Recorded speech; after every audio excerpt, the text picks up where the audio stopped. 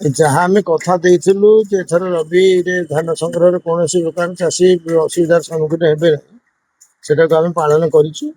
ଆଉ ସେଥିପାଇଁ ଚାଷୀମାନେ ସମସ୍ତେ ଖୁସିରେ ଅଛନ୍ତି। ସେଥିପାଇଁ ଆମେ ସମସ୍ତଙ୍କୁ ଧନ୍ୟବାଦ ଦେବୁ। କିନ୍ତୁ ବିରୋଧୀ କହୁଛନ୍ତି ରବିରେ ଯୋଉ ଧାନ ଯେମିତି ଉଠିବା କଥା ବର୍ତ୍ତମାନ ମଧ୍ୟ ଅନେକ ଧାନ ପଡିଯାଇଥିବା ଅଭିଯୋଗ ଆଣୁଛନ୍ତି। ଏ କଥାରେ ସତ୍ୟତା ଅଛି ନା କେବଳ ବିରୋଧୀ ରାଜନୈତିକ ବୟାନବାଜି ପାଇଁ ଏଭଳି କରୁଛନ୍ତି? ତାଙ୍କର ତ ସବୁବେଳେ ରାଜି ନା। ଆମେ ତ ଯେତିକି ଟାର୍ଗେଟ ଦେଇଥିଲୁ ସେତିକି ଟୋକନ ଦେଲୁ। ଟୋକନ କହିଥିଲୁ 3 ତାରିଖ ଭିତରେ 20 ଲକ୍ଷ ଟନ ଧାନ ଉଠେଇ ଦେବୁ, ତାକୁ ବି ଉଠେଇଲୁ। ତାପରେ ଆଉ ବିରୋଧୀ ଦଳ କଣ କହିବାର ଅଛି ଯେ ସେ କହିବେ? ଯାହା କହୁଛନ୍ତି ମିଛ କଥା ଖାଲି କହୁଛନ୍ତି। ଅବଧି ବୃଦ୍ଧି ପାଇଁ ଦାବି କରୁଛନ୍ତି। ଧାନ ତ ନାହିଁ ଅବଧି ବୃଦ୍ଧି, ଧାନ ଟାର୍ଗେଟ ଦେଲେ ତ ଟାଇମ ବଢିବ। ଧାନ ତ ଯେତିକି ଆମେ ଟାର୍ଗେଟ ଦେଇଥିଲୁ ସେ ଅନୁସାରେ ଟୋକନ ଦେଲୁ, ଟୋକନ ତ ସରିଲା, ଟାର୍ଗେଟ ବି ସରିଲା। ଆଉ ଟାଇମ ପାଇଁ ଏକ୍ସଟେନସନ ହବ। ଆଜ୍ଞା ବର୍ତ୍ତମାନ ସମୟରେ ସାର ବଣ୍ଟନ ପ୍ରକ୍ରିୟା ମଧ୍ୟ ଆରମ୍ଭ ହେଲାଣି।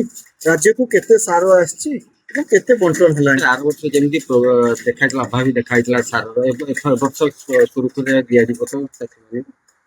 ଏ ବର୍ଷ ସାରର ଅଭାବୀ ରହିବନି, କାରଣ ଆମେ ପୂର୍ବରୁ ୟୁରିଆ ସାର ଆଣି ଗଚ୍ଛିତ ରଖିଛୁ।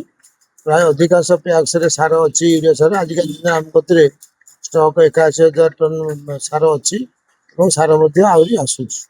ତେଣୁ ସାରର ଅଭାବୀ ରହିବନି। ଗତ ବର୍ଷ ମଧ୍ୟ ସାରର ଅଭାବୀ ନଥିଲା, କିନ୍ତୁ ଗତ ବର୍ଷ ଯେହେତୁ ଆପଣ 2017ରେ ନବୀନ 100 ଟଙ୍କା ବୋନସ ଦେବେ ବୋଲି କହିଥିଲେ, ପରବର୍ତ୍ତୀ ସମୟ ତାକୁ ଦେଲେ ନାହିଁ।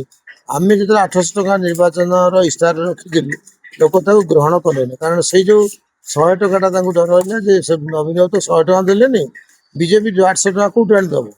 ତାପରେ ଆମେ ଯେତେବେଳେ ଜିତିଲା ପରେ ତାଙ୍କୁ ଦେଇଦେଲେ ଇନପୁଟ ସବସିଡି ପଇସାଟା ପାଇଗଲେ ଲୋକ ତାପରେ ଚାଷ ଯୋଉମାନେ ପଡିଆ ପକଉଥିଲେ, ଧାନ କରୁନଥିଲେ, ସେମାନେ ଚାଷ କଲେ। ଯୋଉଠି ଅନାବାଦୀ ସରକାରୀ ଜମି ଥିଲା ପଡିଆ ପଡିକି, ସରକାରୀ ଜମିକୁ ଦଖଲ କରିକି ଧାନ ଚାଷ କଲେ। ଗୋଚର ଗୋଦାଣ୍ଡି ଯିଏ ଯୋଉଠି ପାଇଲା ଧାନ ଚାଷ କଲେ। ଏବଂ ପ୍ରକୃତି ମଧ୍ୟ ପାଗ ଭଲ ହେଲା। ଗତ ବର୍ଷ ପ୍ରବଳ ଖରା ହେଇଛି, ପ୍ରବଳ ବର୍ଷା ମଧ୍ୟ ହେଇଛି, ପାଗ ଅନୁକୂଳ ହେଲା। ତେଣୁ ତା ଦେହରେ ଧାନ ଫସଲ ଅତ୍ୟଧିକ ହେଲା। ଅତ୍ୟଧିକ ଆମେ 24 ମସିହାରେ ଯେତିକି ୟୁରିଆ ଦେଇଥିଲୁ, ତାଠୁ 3,13,000 ଟନ୍ ଅଧିକା ସାର ମଧ୍ୟ 25 ମସିହାରେ ଦେଇଛୁ। ଦେଲା ପରେ ବି ଅଭାବ ରହିଲା। ତେଣୁ ସରକାରଙ୍କର କିଛି ଏଥିରେ ଭୁଲ ନାହିଁ। ଚାଷ ଲୋକ ଅଧିକା କଲେ ଏବଂ ତାଙ୍କର ଜମି ଛାଡି ସରକାର ଜମି ଦଖଲ କରି କଲେ। ତା ସାଙ୍ଗରେ ପାଗ ଅନୁକୂଳ ହେବା ଦ୍ୱାରା ଫସଲ ମଧ୍ୟ ଅଧିକ ହବା ଦ୍ୱାରା ଟିକେ ସର୍ଟ ପଡ଼ିଲା। ଆଜ୍ଞା ଏ ବର୍ଷ କେତେ ସାର ବଣ୍ଟନ ପାଇଁ ସରକାର ଟାର୍ଗେଟ ରଖିଛନ୍ତି? ଏ ବର୍ଷ ଆମେ ସଫିସିଏଣ୍ଟ ସାର ମଗେଇଛୁ।